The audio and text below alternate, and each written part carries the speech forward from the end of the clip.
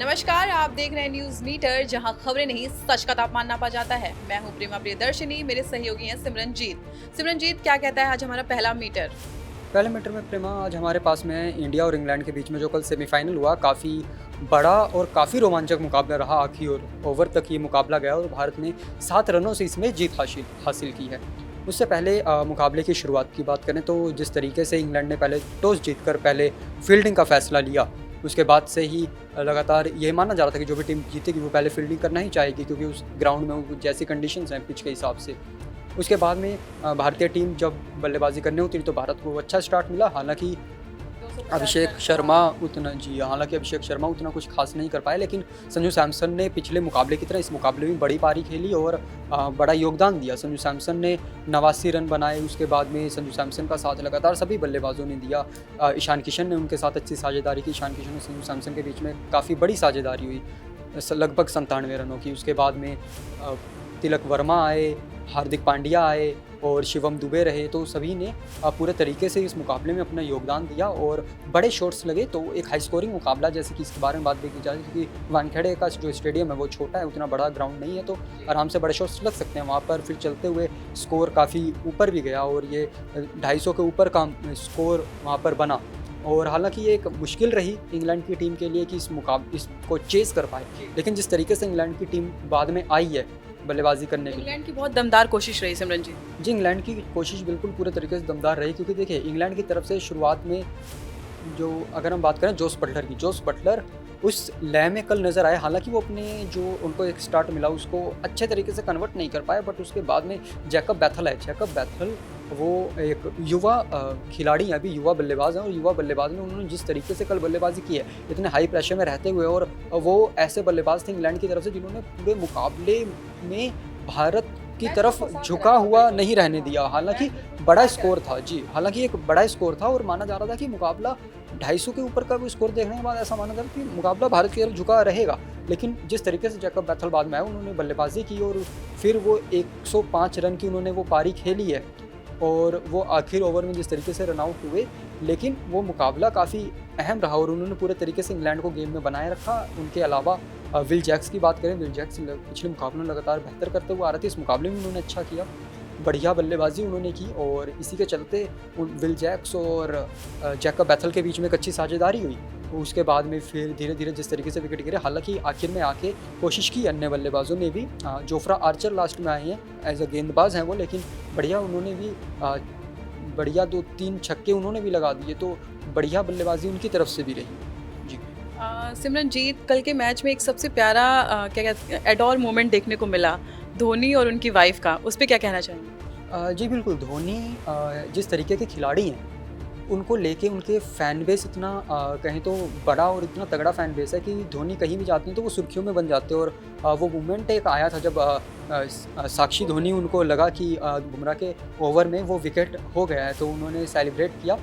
हालांकि वो एक बम्प था, वो बम्प था और वो बम्प कैच बुमराह के हाथ में। हाँ और धोनी ने उस समय धोनी ने उनको बताया। हालांकि ये काफ़ी वायरल हो रहा है। इसके अलावा 2-3 चीज़ें कल के मुकाबले में जो काफ़ी वायरल रही है, एक तो महेंद्र सिंह धोनी वायरल रहे हैं, साक्षी धोनी वायरल रही, उनके अलावा जो रोहित और धोनी की जो जोड़ी साथ में वो लोग दिखे वो वायरल रहे। उसके अलावा हम बात करें तो जो कैचेस पकड़े हैं अक्षर पटेल ने, दोनों ही, वो अक्षर पटेल के दोनों कैचेस के चलते अक्षर पटेल की वो फ़ोटोज़ कैच वाली लगातार वायरल हो रही हैं और जैकब बैथल की तस्वीरें वायरल हो रही हैं। तो कल के मुकाबले में ये बड़ी चीज़ें रही। अब भारत फाइनल में है, वो भी न्यूजीलैंड से मुकाबला है, इस पे सिमरनजीत क्या कहना चाहोगे आप? जी देखिए, दोनों ही टीमें जो हैं वो बढ़िया लय में चल रही हैं। आप न्यूजीलैंड का पिछला मुकाबला देखेंगे साउथ अफ्रीका के खिलाफ, जिस तरीके से न्यूजीलैंड ने वो 172-73 रन बना दिए मात्र 12 ओवर और 5 गेंदों में, और बढ़िया तरीके से फिल एलन ने जिस तरीके का शतक लगाया, 300 के स्ट्राइक रेट के साथ उन्होंने जो शतक लगाया, तो वो बहुत बढ़िया रहा है।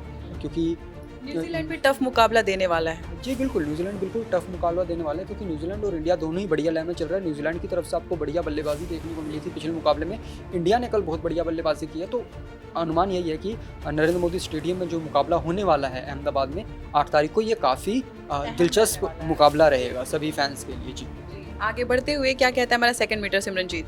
जी देखिए, सेकंड मीटर हमारा जो मिडल ईस्ट में अभी एक कॉन्फ्लिक्ट चल रहा है, एक तरीके से वहाँ पर तनाव की स्थिति बनी हुई है और लगातार देश एक दूसरे के ऊपर कुछ हमले कर रहे हैं, कुछ कार्रवाई कर रहे हैं। उसी में अब बड़ी खबर ये है कि अमेरिका की तरफ से भी कुछ हमले किए गए हैं और अमेरिका ने भी एक ईरानी जहाज़ को मारा। ईरान ने भी कुछ तेल जहाज़ों को, तेल टैंकरों को उनको कहें तो उनको निशाना बनाया है। इसी के चलते काफ़ी बड़ी खबर ये भी आ रही है। और श्रीलंका के पास से जिस तरीके से वो बात हो रही है कि जहाज़ गुज़र रहा था और उसको एक निशाना बनाया है कि जिसके अंदर कई सारे उसमें सवारों की मृत्यु हो गई, तो ये बड़ी खबर रही है। उसके बाद में ईरान भी अपनी तरफ से ईरान ने फिर से सऊदी अरब पे हमला किया सिमरनजीत?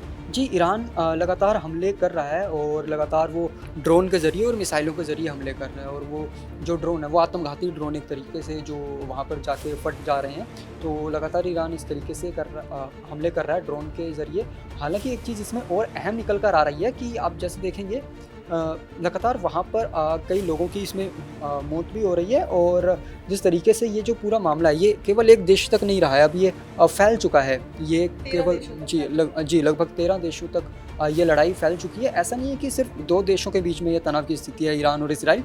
ये आप देखेंगे सऊदी अरब हो गया, कतर है आपका, और जो अन्य देश हैं ओमान कह रहे हैं और कुवैत, तो उस तरीके से आपका यूएई हो गया, दुबई से कुछ खबरें आ रही। तो इस तरीके से ये पूरे उस एरिया में वो लड़ाई जो है, ये जो तनाव है, संघर्ष है, ये फैल चुका है पूरे तरीके से। नाटो देश की कोई प्रतिक्रिया आई है सिमरनजीत?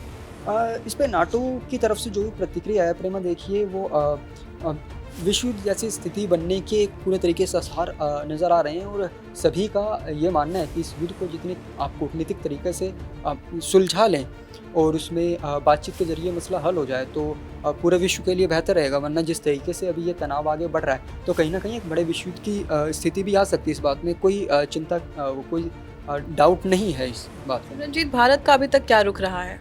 देखिए, इस को लेकर भारत का रुख हमेशा से साफ रहा है। इस तरीके की स्थिति में जब भी कोई तनाव आता है तो भारत इसी बात पर जोर देता है कि जो भी हल है वो बातचीत के ज़रिए कूटनीतिक ढंग से निकाला जाए। जो भी बड़े नेता हैं आपस में बैठकर वो बातचीत करें, अधिकारी बातचीत करें, जिसके ज़रिए जान माल की हानि कम हो। और भारत लगातार मानवता के ऊपर और पूरा विश्व एक परिवार है उसके ऊपर ज़्यादा जोर देता रहता है। तो इसी तरीके से भारत का यही रुख है और भारत लगातार शांति के पक्ष में ही पक्षधर है, भारत शांति का, और उसी के हिसाब से भारत अपनी प्रतिक्रियाएं दे रहा है। इस युद्ध का बाजार पे क्या असर है सिमरनजीत? प्रेमा, इसका बाज़ार के ऊपर काफ़ी बड़ा असर पड़ रहा है। आप देखिए बाज़ार में जिस तरीके से अभी कच्चे तेल की दिक्कत आ रही है, क्योंकि वो जो एक रास्ता है जिसकी हमने बात की थी, स्ट्रेट ऑफ हॉर्मुज़ की, वहाँ से जो तेल आता है या गैसेस जो आती हैं, सब उसी के बारे में ये पूरा। उससे अगर आप देखिए कहीं पे भी तेल के भाव बढ़ते हैं या तेल की कीमतें उछाल उनमें आता है तो पूरे विश्व के व्यापार के ऊपर उसका असर पड़ता है। और यही यहाँ पर भी हो रहा है। जिस तरीके से वो समस्या वहाँ पर तेल को लेकर आ रही है, कच्चे तेल को लेकर आ रही है, तो उससे पूरे विश्व की अर्थव्यवस्था एक तरीके से डगमगा सी रही है अभी। हालांकि भारत को उतनी चिंता करने की बात नहीं है, क्योंकि भारत के पास अभी कुछ समय का जो तेल है वो है। और उसके अलावा भारत चाहे तो अब रशिया से भी तेल ले सकता है। भारत के पास वो फ्रीडम है, क्योंकि भारत के रशिया के साथ भी अच्छे संबंध है और रशिया से भारत को आराम से वो तेल या जो भी चीज़ें हैं वो मिल सकती हैं। और सेंसेक्स में भी कुछ उछाल देखने को मिल रहा है। आप देखेंगे लगातार सोने चांदी की कीमतें कभी बढ़ रही हैं, घट रही हैं, तो उनमें भी एक स्थिरता नहीं आ पा रही। तो लगातार जो वैश्विक बाजार है वो पूरे तरीके से ऊपर नीचे हो रहा है और उसमें जी बिल्कुल ये सारी चीज़। आगे बढ़ते हुए क्या कहता है हमारा तीसरा मीटर सिमरनजीत? प्रेमा, देखिए तीसरे मीटर में हम बात करेंगे बिहार की। बिहार में नीतीश कुमार जो हैं वो राज्यसभा जा रहे हैं। उन्होंने नामांकन दाखिल कर दिया है कल, और इसी को लेकर लगातार पूरा दिन कल चर्चाएं तेज़ रही, पूरे तरीके से सियासी सरगर्मी रही, क्योंकि नीतीश कुमार बिहार के काफ़ी बड़ा चेहरा और वर्तमान मुख्यमंत्री। अगर क्या नीतीश कुमार छोड़ देंगे मुख्यमंत्री का पद? देखिए, अभी नीतीश कुमार कब क्या कर सकते हैं इसके ऊपर कुछ कहा नहीं जा सकता, क्योंकि नीतीश कुमार जिस प्रकार के नेता, नीतीश कुमार बहुत समझदारी से और बहुत सूझबूझ के साथ फैसला लेते हैं जो भी लेते हैं। अगर वो अभी ये मुख्यमंत्री पद छोड़ेंगे या नहीं छोड़ेंगे इसके ऊपर पूरे तरीके से निकल कर सामने नहीं आए, क्योंकि अभी तक उन्होंने इस्तीफ़ा नहीं दिया है अपने मुख्यमंत्री पद से। और उसके बाद में वो बड़ी बात ये भी, अगर नीतीश कुमार मुख्यमंत्री पद छोड़ते हैं तो क्या वहाँ के जो जेडीयू के कार्यकर्ता हैं उनमें कुछ नाराज़गी रहेगी कि नहीं रहेगी, क्योंकि क्योंकि उसके बाद में वहाँ अगला बिहार का चेहरा कौन बनेगा, बिहार का मुख्यमंत्री अगला कौन बनेगा, इसके ऊपर भी बड़े सवाल हैं। और ये भी खबरें निकल कर सामने आ रही थी कि नीतीश कुमार के जो बेटे हैं निशांत, उनकी भी राजनीति में एंट्री हो सकती है। तो कहीं ना कहीं पूरे तरीके से बिहार की राजनीति इस समय उस उथल पुथल में, उस दौर में है कि कोई अभी समझ नहीं पा रहा है कि होगा क्या वहाँ पे, आगे होने क्या वाला है। क्योंकि नीतीश कुमार ने नामांकन भर दिया, आप देखेंगे नितिन नबीन ने भी नामांकन राज्यसभा के लिए भरा है, जो भाजपा के वर्तमान में अध्यक्ष हैं। तो इस तरीके से लगातार बिहार में वो हलचल एक बनी हुई है राजनीति में। उनके नामांकन के वक्त कौन कौन मौजूद था सिमरनजीत? देखिए, नीतीश कुमार के नामांकन के समय बड़े नेता मौजूद थे। नीतीश कुमार के नामांकन जब हुआ तो गृह मंत्री अमित शाह जी खुद मौजूद थे, और उसके अलावा जेडीयू के बड़े नेता हैं जो वो नीतीश कुमार के साथ में मौजूद थे। उनके अलावा जो दूसरे बिहार के कुछ अन्य उनके अधिकारी, उनके समर्थक के सभी मौजूद थे। तो इस तरीके से ये बड़ा नामांकन माना गया है, और जिसकी किसी को उतनी उम्मीद भी नहीं थी, क्योंकि 2-3 दिनों से खबरें उठने लगी और उससे पहले शायद किसी ने सोचा नहीं था कि नीतीश कुमार राज्य को जी ऐसी एक उथल पुथल बिहार की राजनीति। नामांकन के बाद उन्होंने क्या कहा? देखिए, नामांकन के बाद नीतीश कुमार ने जो बिहार का उन्होंने काम किया है उसके लिए लगातार वो यही कह रहे हैं कि हम बिहार के लिए लगातार काम करते रहेंगे और जो बढ़िया है वो करेंगे। और नीतीश कुमार जिस प्रकार के नेता हैं और इतना अच्छा एक्सपीरियंस वो लेके आते हैं इतने लंबे समय तक, और इतनी बार वो मुख्यमंत्री रहे हैं बिहार को बहुत अच्छे तरीके से वो जानते हैं। और नीतीश कुमार का ये, अगर नीतीश कुमार राज्यसभा जाते भी हैं तो नीतीश कुमार पूरे तरीके से जो अपना समर्थन है, अपनी गाइडेंस है, वो पूरे तरीके से देते रहेंगे, जो उनके बाद में वहाँ पर नेता आएंगे बिहार को आगे चलाने के लिए। राज्यसभा के चुनाव कब होने वाले हैं सिमरनजीत? प्रेमा, राज्यसभा के जो चुनाव हैं वो 16 मार्च को अभी उनका जो मतदान है वो होगा, और 16 मार्च को ही उसके नतीजे आ जाएंगे। तो 16 मार्च को स्थिति पूरे तरीके से साफ हो जाएगी। जी, आगे बढ़ते हुए क्या कहता है हमारा चौथा मीटर सिमरनजीत? ये देखिए, चौथा मीटर जो है वो ट्विटर, जो फ़िलहाल एक्स के नाम से जो सोशल मीडिया प्लेटफॉर्म है उसके बारे में एलन मस्क ने जिस तरीके से प्लेटफॉर्म को ख़रीदा, और उसके बाद में जो भी लगातार उसके बाद से विवाद चलते रहे कई बार सरकारों के साथ, और उसके ऊपर बोट अकाउंट्स बने और कुछ आपत्तिजनक सामग्रियाँ जो उसके ऊपर प्रसारित होती रहीं, इसको लेकर लगातार वो कुछ ना कुछ चर्चाओं में एक्स बना हुआ है। और फिलहाल एक बड़ी खबर ये भी है। क्या था पूरा मामला? देखिए, ऐसा है कि जो एक्स की डील हुई थी उसको लेकर कुछ जो मामला पूरा फंसा हुआ था, लगभग ये 44 अरब डॉलर, यानी कि भारतीय रुपये में बात करें तो 4 लाख करोड़ रुपए के आसपास का ये पूरा मामला है जो वो फंसा हुआ था। और एलन मस्क इसको खरीद रहे थे या नहीं खरीद रहे थे, उसको लेकर एक पूरी चर्चा बनी थी। और लेकिन आखिर में जब ये कुछ मामला रहा, हम कहें तो एक तरीके से न्यायालय का भी इसमें हस्तक्षेप रहा, और पूरे उसके बाद में आखिर में अंततः एलन मस्क ने ये खरीदा है।